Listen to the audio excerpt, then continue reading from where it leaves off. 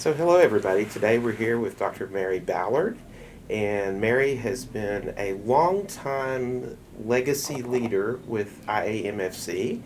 And first, if we could just have Dr. Ballard tell us a little bit about her involvement, or a lot, whatever you want to do, with your involvement with IAMFC. How did you get started with IAMFC, and what did you do in the beginning when you started your work with them? Gosh, it was With us. Well, yes, it's not them, yes, it's not us. them, it's So, us. mhm. Gosh, it was a long time ago. It was well over 20 years ago. I don't have the exact date in my head. It was over 20. It was over 20, and Dr. Brian Canfield was my department head at Southeastern Louisiana University. And of course, he was at the time, I think, president-elect. And that's when Dr. David Fennell was board member at large, had just been elected. Do you remember if you were an assistant professor, an associate? I was, gosh, Brett, well, that long ago, I had to have been an assistant at Assistant, that I'll time. bet. Yeah, I think I had to be an assistant at that Okay, time. so you started when you were working on your tenure. Absolutely, yeah, and from the get-go. And, Okay. and Dr. Fennell was called up, and it left a vacancy. Called up, he's in the military. Military. It left a vacancy, and of course, as president, Dr. Canfield could then appoint someone to take over that position temporarily. So he asked me, and I said yes, and that began, I think, almost a 7, 8, 9 year stint on the board, because I was board member at large. I fulfilled Dr. Fennell's term, and then I ran for the position and won. And then after that, I ran for president, and of course, you know, you're president-elect, and then you're president, and you're past president. So my time on the board was amazing, because it And you're president for 2 years. And you're president for 2 years. So that's a long stint. So yeah, you add all that together, and I think at one time it seemed like 9 years, if I'm saying that. And of course, met wonderful people through that experience. You, of course, and. It's just been, it's a great home. You know, anybody who needs a professional home, there's no more welcoming and mentoring group of people than IAMFC. Great leaders and great membership. It's been great. Speaking of mentoring, one of the things that we had discussed that we'd like to talk with you about is you giving some advice to us about self-care and about self-care for students. And so I think that mentoring plays a huge role in that for both students and professionals. Absolutely. So do you mind speaking a little bit to that, about how mentoring what that's meant in your life? Absolutely. I think I don't know, we've had periods in our history where we talk a lot about self-care, and then it disappears off the radar. And I think it is something that needs to stay first and foremost in our work with our graduate students. And you know, we need to be constantly reminded ourselves how important that is. And I like to think of self-care as really taking place on some kind of continuum, because I think there are little things that you can do every day. And then I think there are things that you can do every month, every year, every few years, to really take care of yourself. And when I think about self-care, I think it happens on basically 3 different planes, or different levels, if you will. You know, you've got to mentally and emotionally take care of yourself. I think spiritually, you need to be checking in and taking care of yourself. And then, of course, physically, you know, we have to take care of ourselves physically. If our bodies are broken, and you know, our minds and our bodies all work together, and we have to be sure that we're taking care of ourselves on all 3 of those planes. And I think, you know, in working with graduate students, one of the things I try to do is tell them, you have to identify what works for you. What is it that you do that brings you peace, and that brings you rest, and brings you comfort? You know, it's different for different people. I never will forget in my graduate program, deep breathing and those sorts of breathing exercises. That was big, and I tried it, and I just can't sit still long enough. That I can't do that deep breathing kind of stuff. That does not relax me. In fact, it makes me crazy. So again, you have to identify what works for you. I would much rather put on my tennis shoes and go for a really brisk walk I'm breathing. You're breathing. I'm breathing sure. well while I'm doing Sure. that. But that is very relaxing for me. Movement is relaxing for me. Dance, music, those kinds of things. But for other people, they like to be still. They like to be quiet. They like their bubble baths, which I do too. But those are the kind of things where they can kind of get inside their heads and they can kind of just be still and be quiet. Whereas for me, just the opposite is true. So again, I think you have to start there. I think it's an individual kind of thing to say this is what works. So to try on different goals and see what. Absolutely. I told Mary last year that my goal was to become as fat as possible, and I achieved that goal admirably. However, that wasn't the best goal to achieve, and so now I'm doing some repair work on myself on that. SelfCare. So so the walking and that's moving. Moving. But it was fun getting there, I have to tell you. Eating is a hobby, and I think everybody should have at least one hobby. But one of the things that we're hearing continually is that when we talk to our grad students especially, but even practitioners in the field, they're not getting enough sleep. They're not getting enough sleep. I don't know about you, but we've talked to our grad students, one of whom is filming us right now, and they get between 3 and 4 hours of sleep and say that's enough. It's not enough. It's not enough. And there's some bad science out there that says that's enough. And it's not enough. It's really not. And I think we're going to be hearing some things in the future, in the very near future, if what I'm reading is correct, that's going to thankfully dispel that myth that 3 or 4 hours are enough. It's certainly not. You can't renew your mind, you can't renew your body without proper sleep. You just have to get it. And I don't know why we're not getting it. I really don't know. The screens, especially with our graduate students. We have an idea. We have a lot of screens. We have a lot of things going on. I think diet and exercise. For me, everything always goes back to that. Goes to that. And I don't know that we get enough of it. I certainly don't know that our graduate students get enough of it.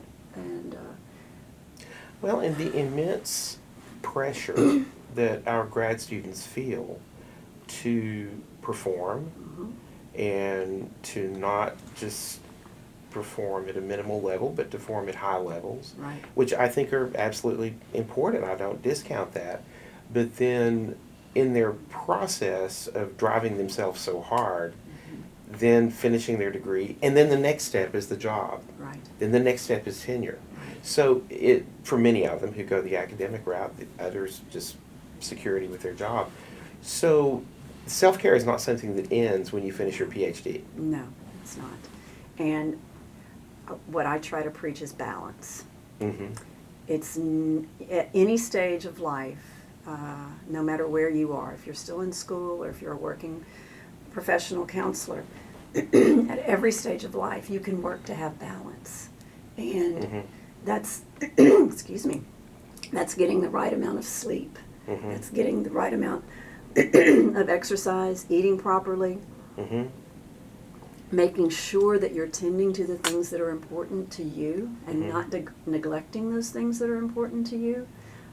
I think everybody has a set of values and beliefs that they live by, those foundational things that they have to care for in their lives as a way to feel whole. Which means we have to define those. You have to define that, and you do, because that's what leads you to feeling whole and complete, is taking care of those things in your life that matter most. I hear a lot of graduate students who have children feel very guilty that they're not spending enough time with their children, or that they're somehow neglecting their children because they're in school instead of doing something that they think they should be doing with their children. Well, that's stressful. So Absolutely. you have to make peace with that, and you have to balance that, and that may mean having that conversation with your partner, with your spouse, with your children, to say, hey, for these next X number of months or years, this is going to be something that I'm going to do for me. It's important to me, and here's how we're going to function as a family, because that's important to me. I can't be happy and I can't be whole and neglect or feel like I'm neglecting you.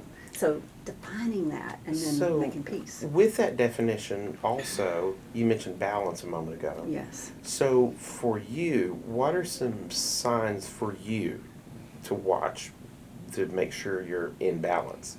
What are the things that indicate you're out of balance for you? You know, one of the things that I've learned to pay attention to, and I've got some extra years practicing over most of the graduate students, but one of the things that I know is a trigger for me to know that I'm in a bad place is the need to control everything and everybody around me. I can become very obsessed with nothing. I mean, I can get upset and overly involved in trying to control everything and worrying about everything, worrying about things that are out of my control. That's a real trigger for me. And at that point, I have to pull back and go, wait a minute. So you can catch yourself. I can catch myself. And say, pull back. Pull back. Rebalance. Refocus. And you have to know You what have to be that in is touch for with you. yourself You to have know to. that. You do. I mean, you can't. I don't think we can have this conversation without stressing the importance of knowing who you are, what it is that balances you, what it is that centers you, what it is that grounds you, and then what can take you away from that. And this is what I preach all the time about ethics. That our ethics code is very clear about self-care. It's very clear about that we have to know those biases and those spots that we have that are also places that could potentially be out of balance. But if we don't know that, we're not really able to practice appropriately.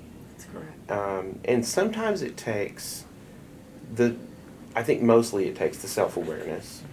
Sometimes it takes the friends who will look at you and say, you got spinach in your teeth too. Absolutely. And so the beauty, I think, and I think Mary can attest to this too, the beauty of IAMFC is that we have that kind of fellowship in IAMFC with mentors and friends that we know nationally, whom we can just pick up the phone and call. Yes. And so when we're feeling out of balance, when we're feeling out of place, we may not know exactly what that's about, but being able to have those folks with whom we can consult who are counselors. Yes. And that's big. Yes. Because people who are not counselors may not get it like we do. So, so for you, has that been something that has been meaningful with you, with your association with IAMFC? Yes, indeed. That's the beauty of being involved in this organization for all these many years, is the wonderful relationships and friendships that I've made. I don't even think of them as a professional connection anymore. I think of it as a professional, as a personal family, really. Well, we're kind of chosen family, and we so are that's chosen why. family. And because you have the counseling background, you're more likely to look at me and say, "What's up with you? What's going on with you? What's happening with you?" We go to conference and we all spend a lot of time after hours going to dinner and having conversations, and what a great place it is to spend a few days and have the people that really know you and understand you check in with you. And how many times can we look across the room? We're attending the conference right now. Look across a crowded room and just make eye contact. And know. And just know. And just know. And I think that there are a lot of counselors in the field who need that experience and need that fellowship, because counseling can be a lonely profession. So we would encourage involvement. I would say IAMFC is the best place to be. But if you choose not to select IAMFC to be your professional home where you sort of plant some roots, and you need to do that, you need to plant those roots, you need to feel connected. Absolutely. Find somewhere, find somebody, find some group of people, find some group of professionals where you can drop anchor and have a safe harbor to sail into. Well, and you mentioned on several levels, the values level, the spiritual level, and these are folks with whom you can connect on those levels. So again, we appreciate you being here. Thank you. And appreciate being able to pick your brain a little bit on this. And thank you for your long history of leadership with IAMFC. You've had a significant contribution to the growth and sustaining the sustaining progress to IAMFC, period. And so thank you so much for that. And one of the things I've neglected to say is that Mary Also worked for years in school counseling, Mhm. and really brought a lot of components of school counseling and the family components involved with school work, and systems approaches into Yeah.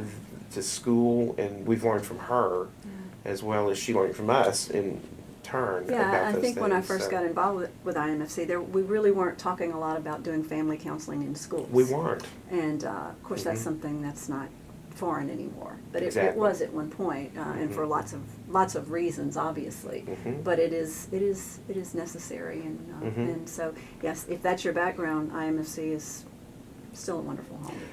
And again, launching and being able to be a leader means you have to have those roots with people who are supporting you, Yes. and that you're taking care of yourself, and that we're helping balance each other along the way. So, Yes. so thank you very much. We appreciate you being here. Thank you, Brett. Thank you. Always. Thanks.